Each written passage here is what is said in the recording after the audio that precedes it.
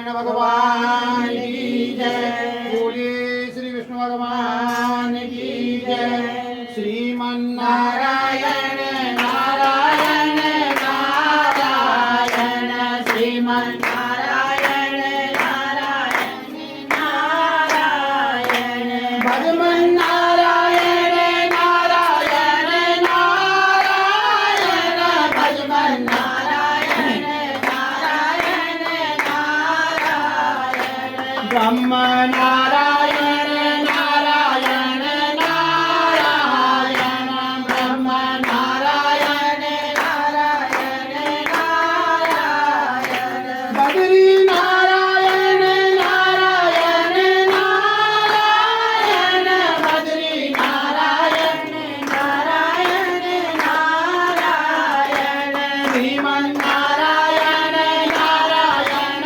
नारायण श्रीमन नारायण नारायण नारायण बोलिए श्री सत्यनारायण भगवान की जय। बोलिए श्री वेदव्यास जी महाराज की जय। बोलिए श्री ठाकुर जी महाराज की जय। सत्यनारायण व्रत कथा प्रथम अध्याय। एक समय नवमी सारण में तीर्थ में संकाल 28,000 ऋषियों ने पूछा, हे प्रभु, इस कलयुग में वेद विद्या रहित मनुष्यों को प्रभु भक्ति किस प्रकार मिलेगी तथा उनका उद्धार कैसे होगा। इसलिए हे मुनि श्रेष्ठ, ऐसा तप कहिए जिससे थोड़े समय में पुण्य को प्राप्त होवे तथा मन वांछित फल मिले। वह कथा सुनने की हमारी इच्छा है। शास्त्र ज्ञाता श्री सुत जी बोले, हे वैष्णव, मैं पूज्य आप सबने प्राणियों की हित की बात पूछी है। अब मैं उस श्रेष्ठ व्रत को आप लोगों से कहूंगा जिस व्रत को नारद जी ने लक्ष्मी नारायण जी से पूछा था और लक्ष्मीपति ने मुनिश्रेष्ठ नारद से कहा था, सो ध्यान से सुनो।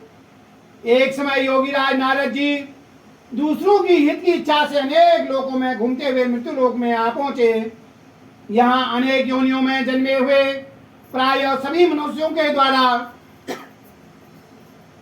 अपने अपने कर्मों के द्वारा अनेक दुखों से पीड़ित देकर सोचा किसी यत्न करने से निश्चय ही प्राणियों के दुखों का नाश हो सकेगा।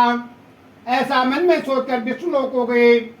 वहां श्वेत वर्ण 4 भुजाओं वाले देवों के इस नारायण को देखकर, जिनके हाथ में शंख चक्र और गदा तथा पद्म तथा वरमाला पहने हुए स्तुति करने लगे, हे भगवान, आप अत्यंत शक्ति से संपन्न हैं। मन तथा वाणी भी आपको नहीं पा सकती है। आपका आदि मध्य अंत नहीं है। निर्गुण स्वरूप सृष्टि के आदि व भूति व भक्तों के दुखों को नष्ट करने वाले हो। आपको मेरा बारंबार नमस्कार है। नारद जी इस प्रकार की स्तुति को सुनकर विष्णु भगवान बोले, हे मुनिश्रेष्ठ, आपके मन में क्या है? आपका किस काम के लिए आगमन हुआ है? निसंकोच कहो। तब नारद मुनि बोले, मृत्यु लोक में सब मनुष्य जो अनेक योनियों में जन्मे हुए अपने अपने कर्मों के द्वारा अनेक प्रकार के दुखों से दुखी हो रहे हैं। हे नाथ, मुझ पर दया रखते हो तो बताइए कि उन मनुष्यों के सब दुख थोड़े से प्रयत्न से कैसे दूर हो सकते हैं। श्री भगवान जी बोले, हे नारद मुनि, मनुष्यों की भलाई के लिए तुमने बहुत अच्छी बात पूछी है। जिस काम को करने से मनुष्य मुंह से छूट जाता है वो मैं कहता हूँ, सुनो। बहुत पुण्य देने वाला स्वर्ग तथा मृत्यु लोक में दोनों में एक उत्तम व्रत है।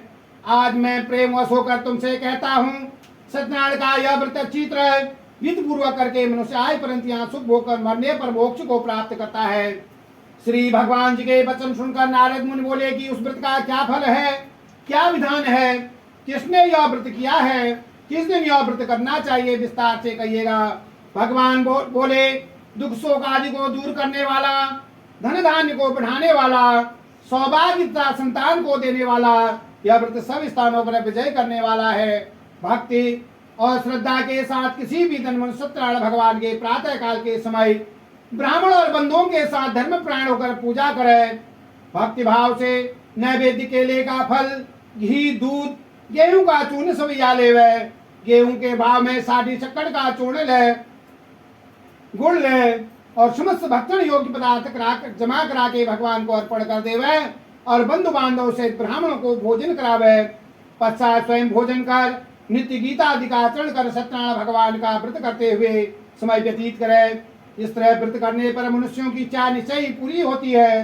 विशेष कर कलिकाल की भूमि पर यही मोक्ष का सरल उपाय है।